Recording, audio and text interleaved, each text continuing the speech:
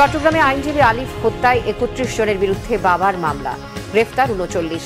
আওয়ামী লীগের ইন্ধনের অভিযোগ।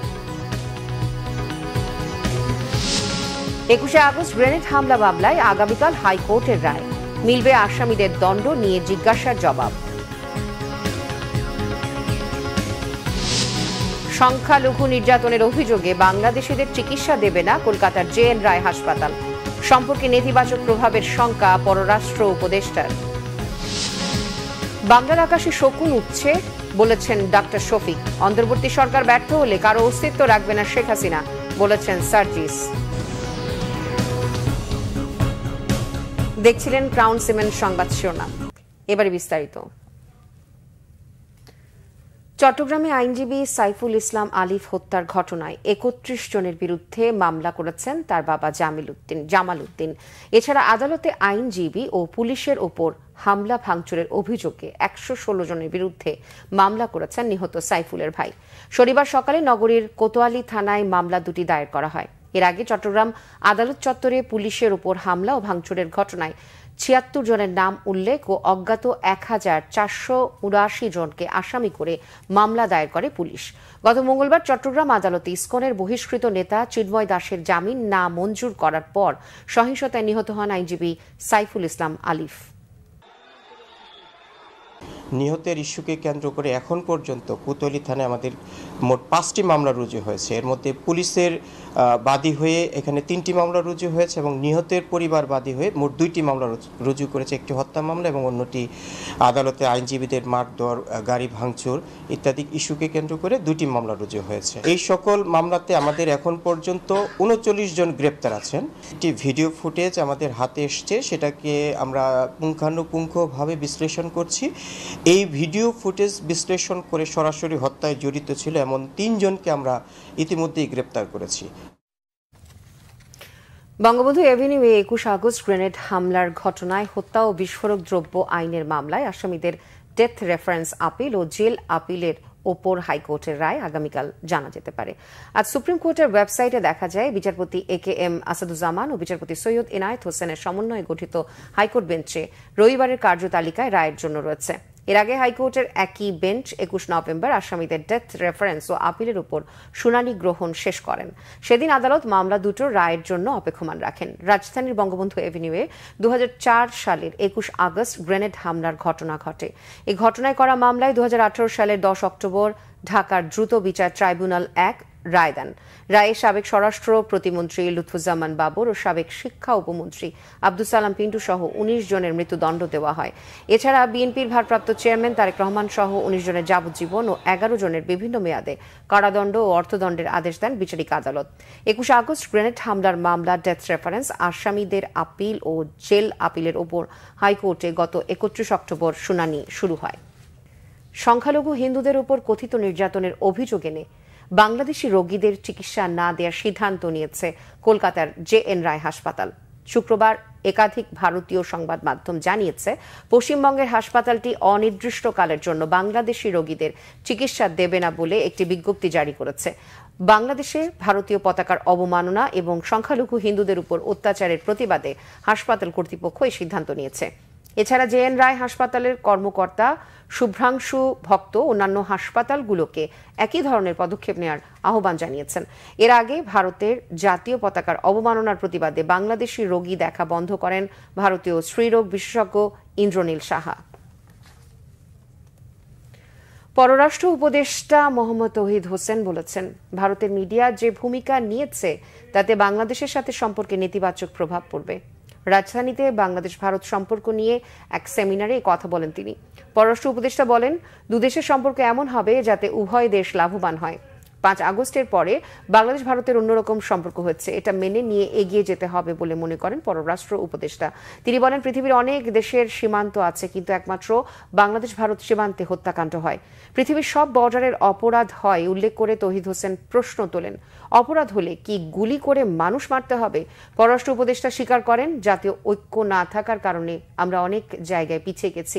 বাংলাদেশ কারো জন্য হুমকি না, কেউ যেন আমাদের জন্য হুমকি হতে না পারে, সেজন্য ঐক্যবদ্ধ হতে হবে বলে মনে করেন তৌহিদ হোসেন।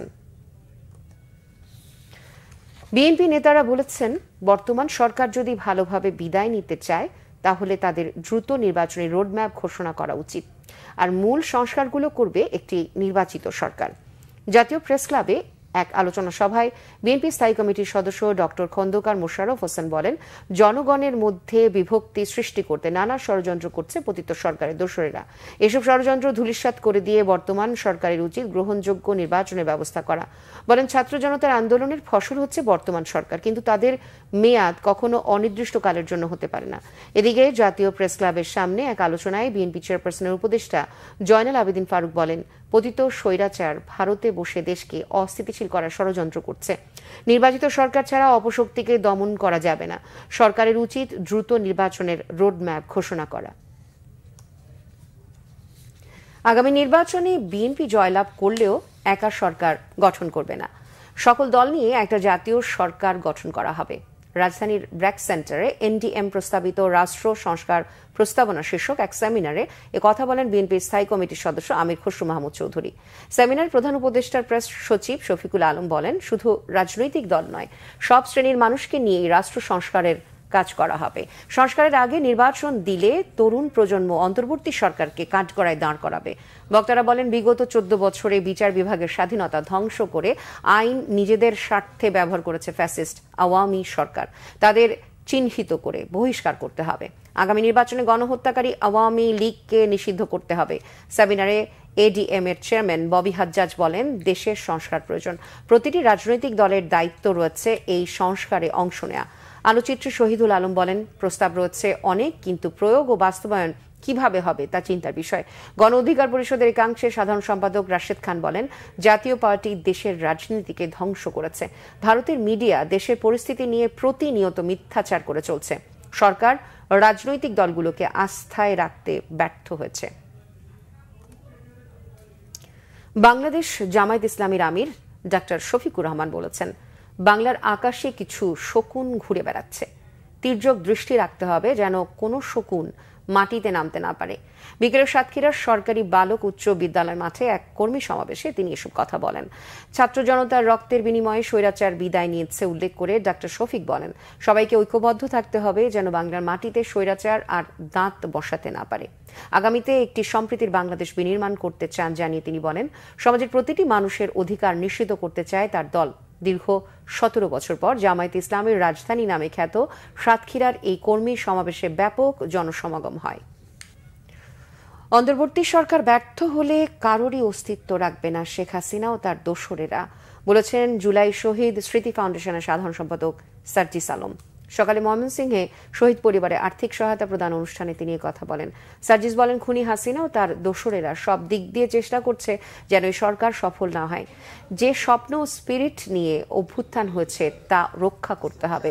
অভিযোগ করেন, অনেক শহীদ পরিবার রয়েছে যাদের সন্তানকে দাফন করতে দেয়া হয়নি, তাদেরকে বিভিন্নভাবে হয়রানি করা হয়েছে। খুনি হাসিনা এবং তার দোসররা সব দিক দিয়ে চেষ্টা করছে আমরা যেন সফল না হই, এবং কোনোভাবে যদি আমরা ব্যর্থ হই, আমরা যারা এখানে রয়েছি কারোরই অস্তিত্ব খুনি হাসিনা রাখবে না। ওই 5ই আগস্টের আগে যেমন এমন অনেক শহীদ পরিবার রয়েছে ঠিকমতো দাফন করতে দেওয়া হয় নাই, বাড়িতে থাকতে দেওয়া হয় নাই, থানায় হয়রানি করা হয়েছে, আবার যদি খুনি হাসিনা দোসররা আসে একই কাজ করা হবে। বিএনপি চেয়ারপারসনের উপদেষ্টা আমানুল্লাহ আমান বলেছেন, আগামীতে প্রতিটি সংসদ নির্বাচন হবে তত্ত্বাবধায়ক সরকারের অধীনে। বিকেলে কেরানীগঞ্জের কলাতিয়া মানিক চৌধুরী মাঠে ইউনিয়ন বিএনপির কর্মী সভায় তিনি আরও বলেন, বিগত 15 বছরে 3টি নির্বাচনে জনগণ ভোট দিতে পারেননি। দিনের ভোট রাতে করে নিয়েছিল স্বৈরাচারী শেখ হাসিনা। অভিযোগ করেন, এখন বাংলাদেশকে নিয়ে নানা ষড়যন্ত্র করছে প্রতিবেশী দেশ। তাদের এই ষড়যন্ত্র সফল হতে দেয়া যাবে না। শিগগিরই বিএনপির ভারপ্রাপ্ত চেয়ারম্যান তারেক রহমান বীরের বেশে দেশে ফিরবেন বলেও জানান আমান। অনুষ্ঠানে বিশেষ অতিথি ছিলেন ঢাকা জেলা বিএনপির সাংগঠনিক সম্পাদক ব্যারিস্টার ইরফান ইবনে আমান অমি। নির্বাচন তত্ত্বাবধায়ক সরকার অধীনে হবে। আজকের যে অন্তর্বর্তীকালীন সরকার, এই সরকার অত্যন্ত আন্তরিকভাবে বিভিন্ন কমিশন করে নতুন ভাবে তত্ত্বাবধায়ক সরকার অধীনে নির্বাচন দেওয়ার জন্য তারা পরিকল্পনা গ্রহণ করেছে। আমরা এই তত্ত্বাবধায়ক সরকারকে, এই অন্তর্বর্তীকালীন সরকারকে সহযোগিতা করব। পবিত্র কোরআনের আলো প্রতিযোগিতার অডিশন হয়েছে হবিগঞ্জ ও বরিশালে। হবিগঞ্জে দিনব্যাপী শায়েস্তাগঞ্জ মার্কাজুল হুফাজ মডেল মাদ্রাসায় এই অডিশন হয়। প্রতিযোগিতায় জেলার বিভিন্ন মাদ্রাসার হাফেজরা অংশ নেন। প্রতিযোগিতা শেষে 6 জনকে ইয়েস কার্ড দেন প্রধান বিচারক হাফেজ কারি জামাদিউল ইসলাম তাসকিন। উপস্থিত ছিলেন সহকারী বিচারক হাফেজ আব্দুল্লাহ আল মাহমুদ, মাদ্রাসার পরিচালক হাফেজ মৌলানা কাউসার আহমদ ও মৌলানা আবু তাহের। এদিকে বরিশালের রূপাতলী খিদমাতুল মদিনা হিফজুল কুরআন মাদ্রাসার অডিশনে বরিশাল বিভাগ থেকে 80 জন হাফেজ অংশ নেন। এখান থেকে উত্তীর্ণরা ইয়েস কার্ড পেয়ে ঢাকায় কম্পিটিশন করে বাংলাদেশের মূল পর্দায় প্রতিযোগিতা করবে। বিচারক ছিলেন ঢাকা বিশ্ববিদ্যালয়ের কেন্দ্রীয় মসজিদের খতিব হাফেজ মৌলানা নজির মাহমুদ, বাংলাদেশ টেলিভিশন ও বেতারের কারি মৌলানা আতাউল্লাহ আল মামুন ও হাফেজ আব্দুল আউয়াল। কিশোরগঞ্জের ঐতিহাসিক পাগলা মসজিদের দান বক্সে এবার মিলেছে রেকর্ড 8,21,34,304 টাকা। এছাড়াও রয়েছে বিপুল পরিমাণে বৈদেশিক মুদ্রা সহ স্বর্ণ রূপার বিভিন্ন অলংকার। প্রতিবারই দানের আগে রেকর্ড ভাঙছে মসজিদটি। কিশোরগঞ্জ প্রতিনিধি নাসিম খানের তথ্য ছবিতে ডেস্ক রিপোর্ট। 3 মাস 13 দিন পর আবার খোলা হলো কিশোরগঞ্জের ঐতিহাসিক পাগলা মসজিদের 9টি দান সিন্দুক। মিলেছে রেকর্ড 29 বস্তা টাকা। মাদ্রাসার 1.5 শতাধিক ক্ষুদে শিক্ষার্থী, ব্যাংকের অর্ধশত স্টাফ, মসজিদ কমিটি এবং আইন শৃঙ্খলা বাহিনীর সদস্য মিলে গণনা করা হয় এসব টাকা। কিশোরগঞ্জ শহরের নরসুন্দা নদীর তীরে ঐতিহাসিক মসজিদটিতে 3 থেকে 5 মাস পর খোলা হয় এই সিন্দুক। স্থানীয়রা বলছে, মসজিদে দান করলে মনের বাসনা পূরণ হয়, মুশকিল আসানসহ মেলে রোগ ব্যাধি থেকে মুক্তি। এমন বিশ্বাসে দান করেন দেশ বিদেশের অসংখ্য মানুষ। আমি আসছি আপনি ব্রাহ্মণবাড়িয়া থেকে আসছি এই মসজিদে জিয়ারত করার জন্য। এই মসজিদে জিয়ারত করলে মনের বাসনা পূর্ণ হয়, আমি শুনি মানুষের কাছ থেকে শুনছি। সেই হিসাবে আমি আরো একবার আগে আসছি। এত টাকা দেখে কিন্তু আমাদের অনেক ভালো লাগতেছে। বিদেশি ডলার, বিদেশি মুদ্রাও দেখতে পারতেছি, ভালো লাগতেছে। আমরা ঐতিহাসিক পাগলা মসজিদ বাংলাদেশের মধ্যে, বিশ্বের মধ্যে একটা অন্যতম একটা ঐতিহাসিক মসজিদ। 29 বস্তা টাকা হয়েছে, টাকা গণনা চলছে, প্রক্রিয়াধীন। মসজিদটিতে নগদ টাকা ছাড়াও বিপুল পরিমাণ বৈদেশিক মুদ্রা সহ স্বর্ণ রূপার বিভিন্ন অলংকার দান করে সাধারণ মানুষ। সাথে থাকে চাল, ডাল, গরু, ছাগল, হাঁস, মুরগি সহ অনেক কিছু। দানের টাকায় জেলার বিভিন্ন মসজিদ, মাদ্রাসা ও এতিমখানায় অনুদান দেওয়ার পাশাপাশি অসহায় ও জটিল রোগে আক্রান্তদের সহায়তা করা হয়। সারা বছর চলে সমাজসেবামূলক কাজ। আমাদের এই টাকাগুলো ব্যাংকেই থাকে, রূপালী ব্যাংকে জমা থাকে। আজকেও আমরা সকাল 7টায় এই সিন্দুকগুলো আপনাদের সবার উপস্থিতিতে খুলেছি এবং এখান থেকে যে অর্থটি আসে বিগত দিনের ন্যায় জটিল কঠিন রোগে যারা আক্রান্ত আছেন, ক্রাইটেরিয়া আছে, তাদের অনুদান হিসেবে দেওয়া হবে। এবং এই এখানে 130 জন এতিম শিশু মাদ্রাসায় থাকে, তাদের খরচও এখান থেকে আসে। সাথে এই মসজিদের যে পরিচালন যে খাতটি আছে সেটিও এখান থেকে আসে। এর আগে 17 আগস্ট সর্বশেষ পাগলা মসজিদের 9টি দান সিন্দুক পাওয়া গিয়েছিল 7,22,13,046 টাকা সহ বৈদেশিক মুদ্রা, স্বর্ণ ও রূপার বিভিন্ন অলংকার। দানের টাকায় মসজিদ ঘিরে আন্তর্জাতিক মানের দৃষ্টিনন্দন বহুতল ইসলামী কমপ্লেক্স নির্মাণের উদ্যোগ নেওয়া হয়েছে। শিগগিরই শুরু হবে এর কাজ। দুটি অস্থায়ী পুরুষদের নামাজের জন্য আপনারা দেখেছেন যে সামনে যে আমাদের জায়গা আছে, এই জায়গাতে রোদে বৃষ্টিতে অনেক সময় নামাজ পড়তে মুসল্লিদের খুব কষ্ট হয়। তো আমরা পুরুষদের জন্য 2টি শেড এবং মহিলাদের জন্য 1টি শেডের জন্য প্রস্তাব করেছি। দিন যত যাচ্ছে পাগলা মসজিদের খ্যাতি ও জৌলুসের পাশাপাশি দানের পরিমাণ ততই বাড়ছে।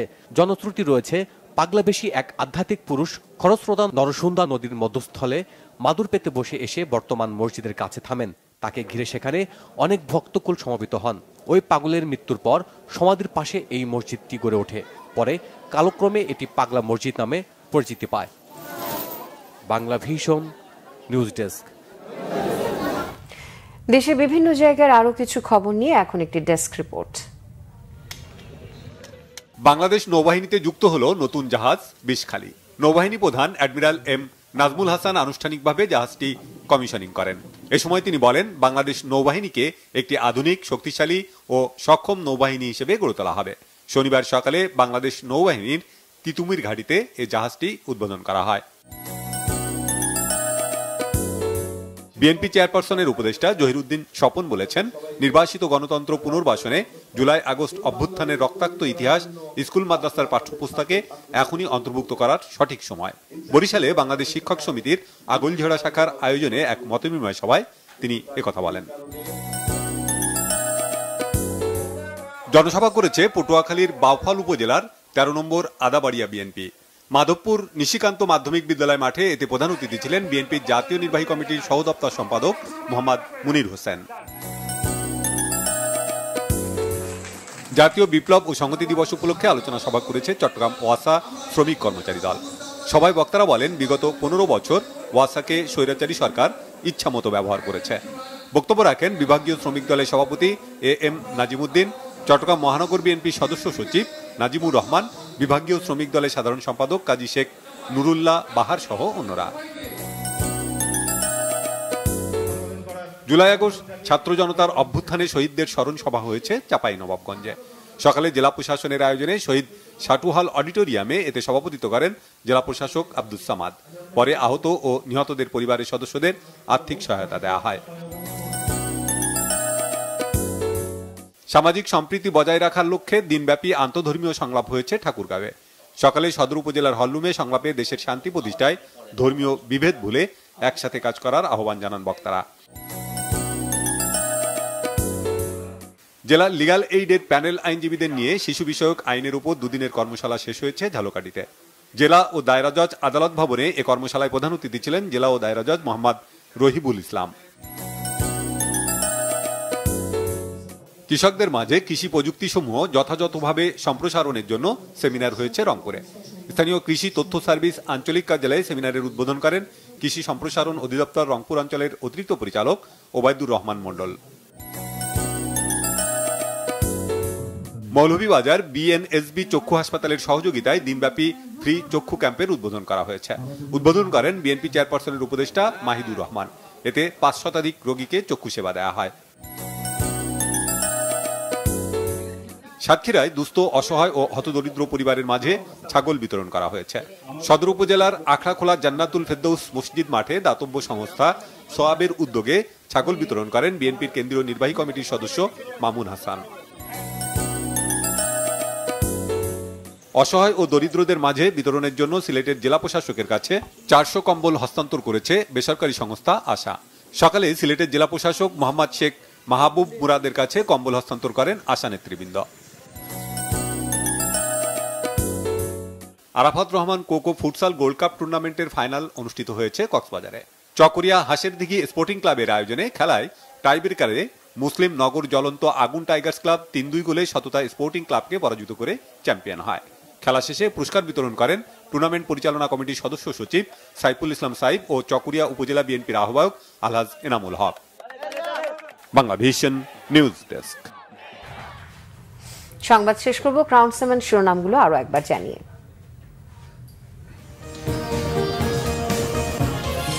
চট্টগ্রামে আইনজীবী আলিফ হত্যায় 31 জনের বিরুদ্ধে বাবার মামলা, গ্রেফতার 39। আওয়ামী লীগের ইন্ধনের অভিযোগ। 21শে আগস্ট গ্রেনেড হামলা মামলায় আগামীকাল হাইকোর্টের রায়, মিলবে আসামিদের দণ্ড নিয়ে জিজ্ঞাসার জবাব।